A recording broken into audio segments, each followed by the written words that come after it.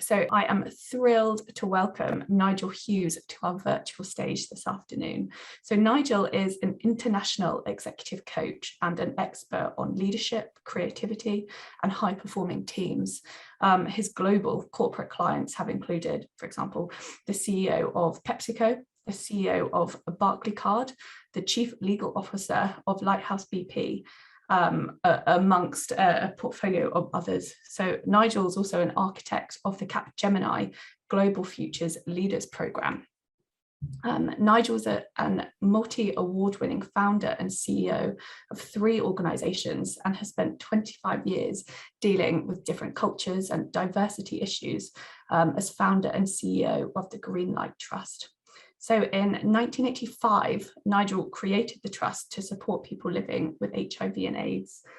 He's also been the director of leadership at the company Maynard Lee Associates, who some of you will be aware of, helping people to become outstanding custodians of themselves and their businesses and their planet. So some of you will also be aware that Nigel has recently run a very impactful coaching pilot for 18 Officers Association, over 50 participants, called Into the Unknown. Nigel, a very impressive background indeed, and we're very delighted to have you here today running your session, A Holistic Approach to Job Seeking. So I'll hand over to you for the next 30 minutes and be on hand to facilitate any questions. Thank you, thank you, thank you. Hello, everybody. When I was listening to that introduction, I was thinking, good heavens, who is this chap? And when will he make up his mind who he wants to be when he grows up? So I think that's really what I'm going to talk about today, and hopefully engage you in that process. What do you want to be when you grow up? And I'd love you just to cast your mind back when maybe you were 12, 13 years old. Do you remember? That was only a couple of years ago for some of you. For me, it was 55 years ago. So what do you want to be when you grow up? And in my situation, I was presented with the opportunity of having advice from the Careers Advisory Board at our grammar school. And they looked at my academic record, they looked at my sports, they looked at my family background, and they said to me, okay, Hughes, we've looked at everything and we've seen this, that, and the other. What we're recommending is that because your parents were both military and your 3 siblings are military, you've covered the Air Force, you've covered the Army, you've covered the Navy. What we recommend is that you join the Marines. Apparently, I paused and I said, excuse me, this is Nigel Ronald Hughes you're talking to? And they looked at each other and they looked at the data in front of them and yes. And I said, well, thank you very much for your advice, but I'm not going to join the Marines. I'm going to do ballet. Thank you very much for your advice. And I left the room. Now, this story pertains to something that I heard Anna at High Ground say.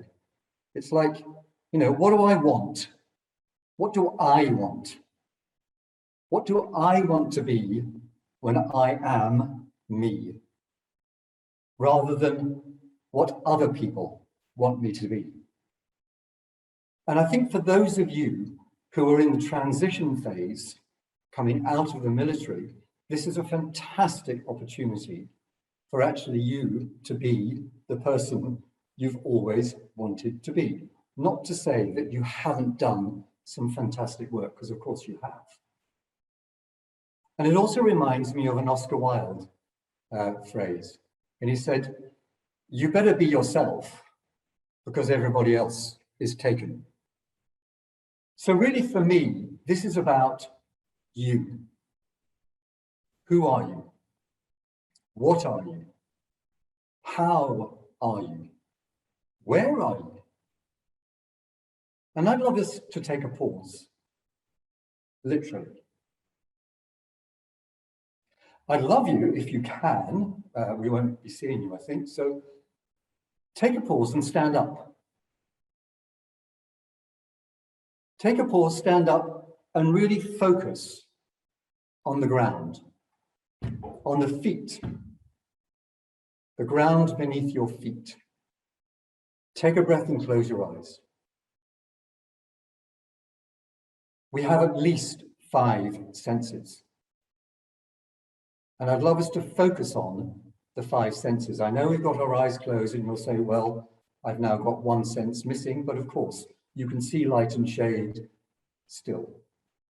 But take a breath. Sense your physicality. How is your physicality right now? From the top of your head to the tip of your toes. Just take a breath.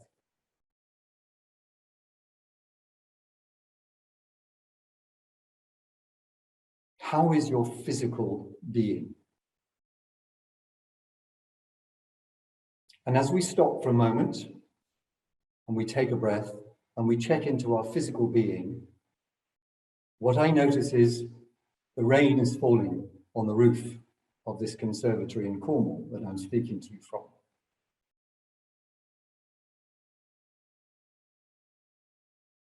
I can also hear what else is going on inside my body. I'm conscious of my thoughts, which can be very noisy. So my physicality, my hearing. Take another breath. What can you smell right now? What can you taste right now? And just being in this moment, what does it feel like to be you? Allowing those thoughts, those feelings to run through your body, mind, spirit. And just before you open your eyes, just create that mental picture that you had before you closed your eyes.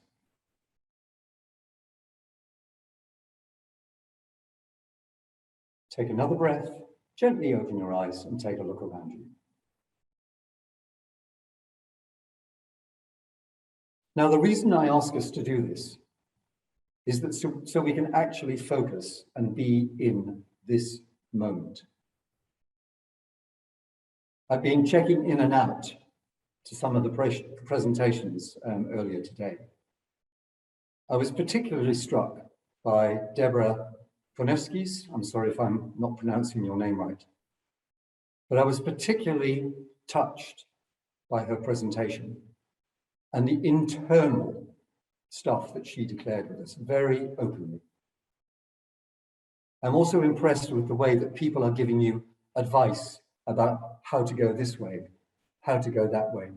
This is what we can offer you.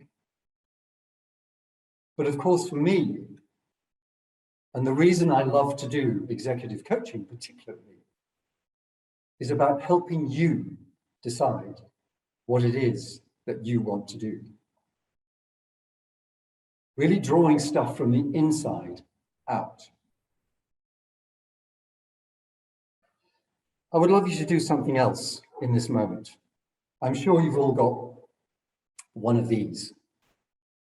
Or maybe you've got a mirror in your room. And what I'd love you to do is actually, if you're using one of these, turn it onto photograph and focus it on yourself. And what I'm asking you to do is really look at yourself for a moment. This isn't about vanity. This is about you being current with who you are right now. When you look at yourself, what do you see? What do you see now in this moment, 2:10 on the 23rd of September, 2021? And as you look at yourself, begin to think about how you got to be where, who, and how you are today. Just take a look for a moment.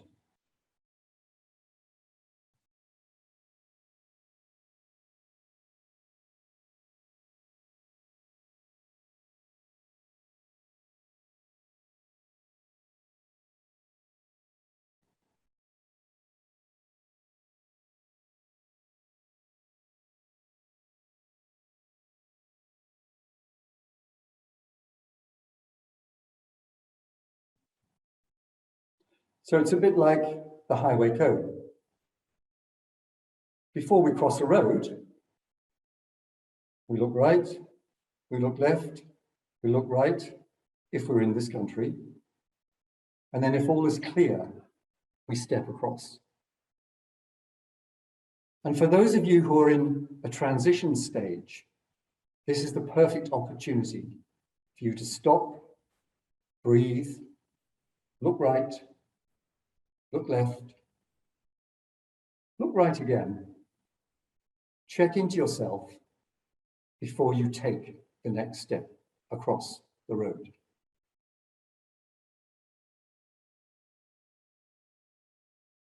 And the reason I'm asking you to look in the mirror is because this is an opportunity for you to have a reality check.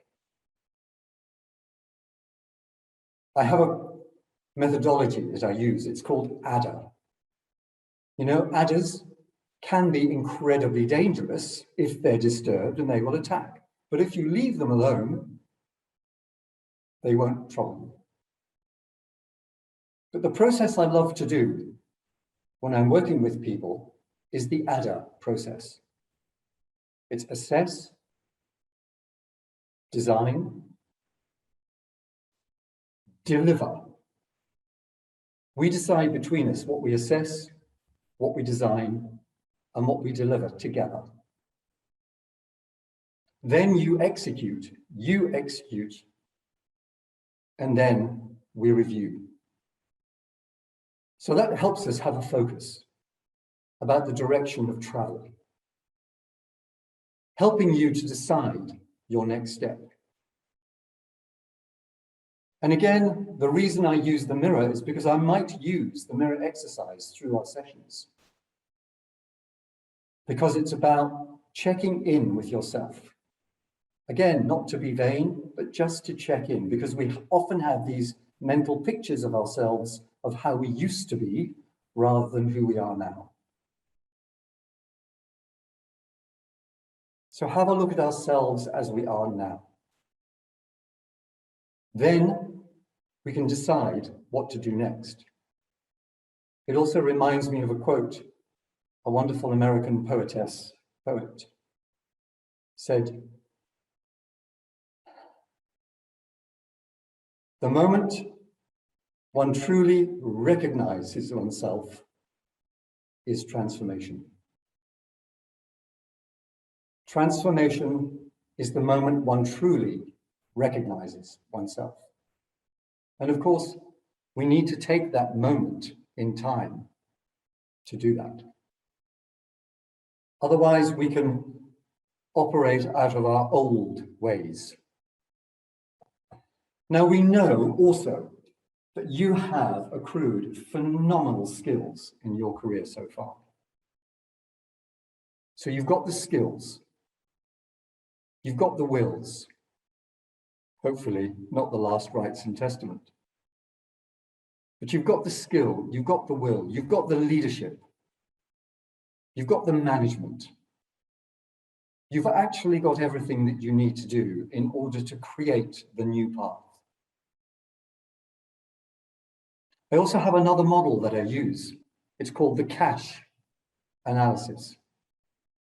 So whenever you're looking in the world or in the job market, it might be that you look at the job description, you look at what the requirements are, and you begin to do your own, what I call cash analysis. The knowledge that is required, the K. The S that is required, the skills. The attitude and the habits. So if we're to use the CASH acronym, it's knowledge, attitude, skills, habit. We know the knowledge and the skills are the kind of hardcore stuff. And you wouldn't even be looking at the next job opportunity unless you had some degree of match in the knowledge and the skills. But of course, the softer skills, more difficult to define, is the attitude and also the habits. And when I'm talking about the attitude, we know in the military, you have a can-do attitude. You do say yes and. You know how to build teams. You know how to lead from the front, from the middle, and also from behind. Because of course you are the leader that you are. So you have that can-do attitude. But of course, sometimes when you're in the big wide world, other people don't share that attitude. Then of course, you come into conflict with the way things are in the military and the way things are not in the other lives. So it's about how you approach that. And we can, of course, all be victim, where we kind of resist, we question, we judge, or we can be the chooser, where we play the game, we're curious, we're open-hearted, open-minded. We use the growth mindset rather than the fixed mindset. So by using the what I call open-hearted leadership, then we can begin to provide solutions not only for ourselves, but for each other, our teams, our businesses, and most importantly, in these troubled days, for the planet. And we know, again, as military people, you know what service is. And just for a moment, when you're at that crossroads, it's about primarily, how can you serve yourself first? Getting clarity on who you are, what you are, how you are, why you are. And also, we would work together and we would look at that sense of purpose so that you can actually take responsibility for your sense of purpose and the way that you want to achieve things.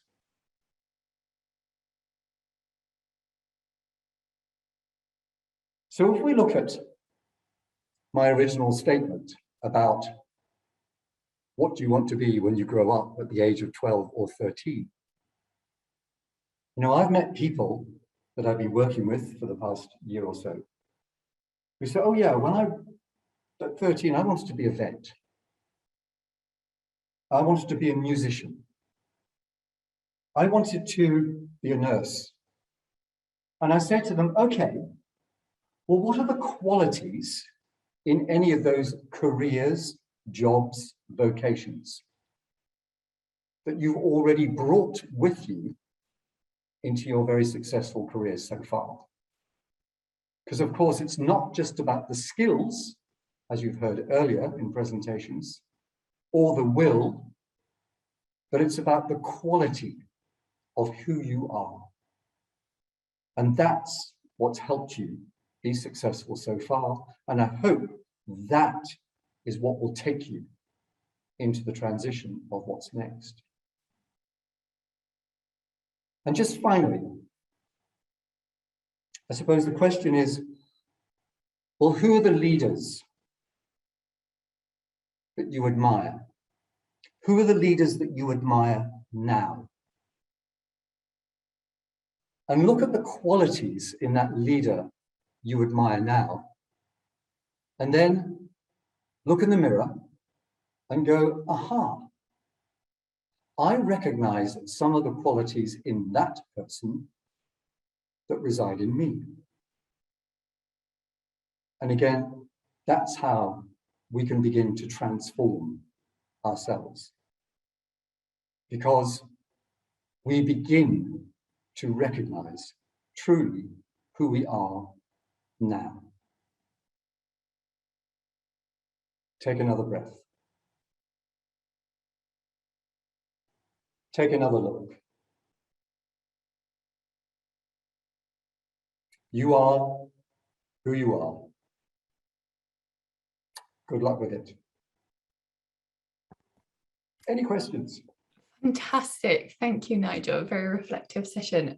We do have some questions if you're happy to stay on for the next 5 minutes or so. So firstly, obviously in the introduction, kind of mentioned a variety of CEOs and big businesses that you've worked with in the past.